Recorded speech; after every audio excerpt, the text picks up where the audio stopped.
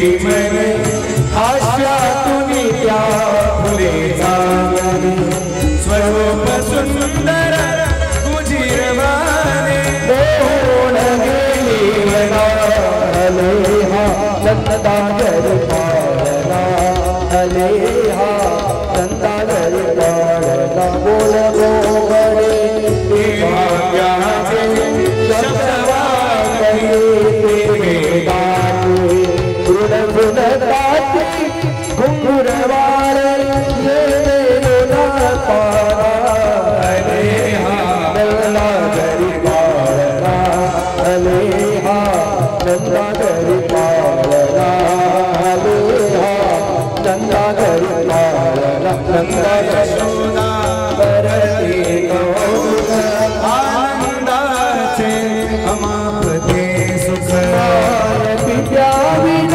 कसे करावे सौख्य तयाचे अलेहा चंदागर पाळला अलेहा चंदागर पाळला चंदागर पाळला चंदागर पाळला।